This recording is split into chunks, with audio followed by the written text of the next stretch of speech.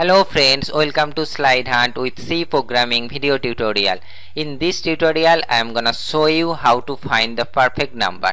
First we know what is a perfect number. A number is said to be perfect if the sum of the factors except the number is same as the number. Let's see an example.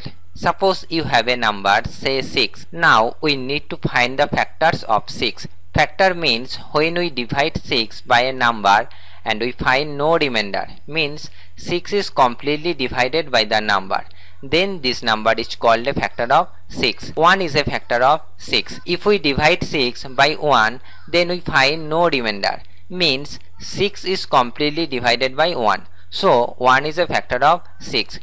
2 is a factor of 6 because 6 is completely divided by 2. Similarly, 3 is a factor of 6 and 6 is a factor of 6. Next we add all the factors except the number itself. So we're gonna add 1, 2 and 3. If the result of this addition is equal to the original number, then we can say it is a perfect number. Here you can see the result of this addition is 6, which is equal to the original number. So 6 is a perfect number. To get a clear idea, let's see another example.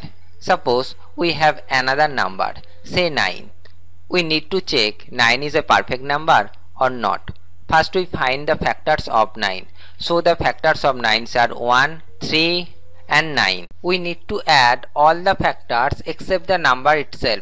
So we add 1 and 3. The result of this operation is 4, which is not equal to the original number 9. So 9 is not a perfect number. Think you understand? Let's see the coding. Here first we need to declare the variables which we use in our program. We need a variable to store the input number. So I am gonna declare here int n. In this program we use a for loop. So for control variable we use I. To store the remainder we use r, and we need another variable sum to add the factors, and we initialize sum equal to 0. Next I am going to ask user to enter a number. So write here print f, please enter a number, and a new line. To read the input number I am going to write here scanf %d, and I am going to store the number to the variable n. So write here %n. Next we find the remainder, that is r equal to n mod I. Here we find the remainder not only for one value of I but for all the value of I less than the input number. So we need to write this statement inside a loop.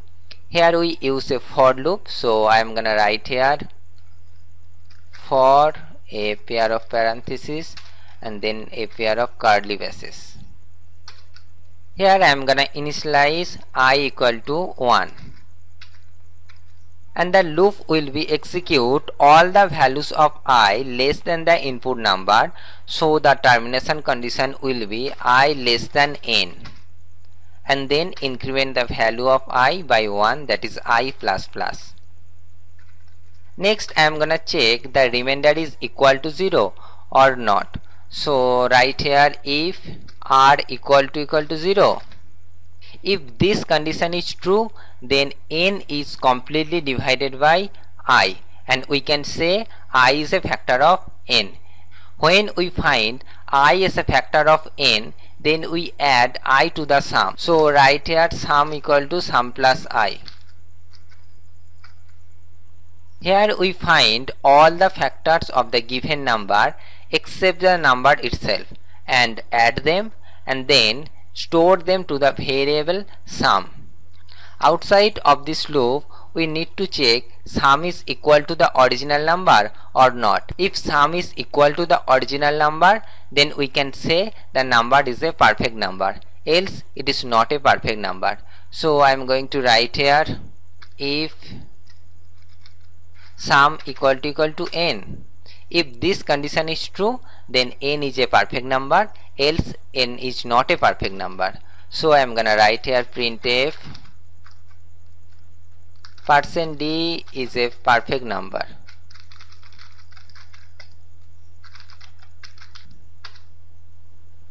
else it is not a perfect number. So I am gonna copy it and paste here. %d is not a perfect number. Our program is completed. Let's run it, compile it and run it. It asks you to enter a number, so I'm gonna enter 6. It says 6 is a perfect number. Let's run one more time, compile it and run it. Please enter a number. I'm gonna enter 9. 9 is not a perfect number. That's it. Hope you understand. See you in next tutorial. Thank you for watching this video. To watch more videos, please subscribe this channel.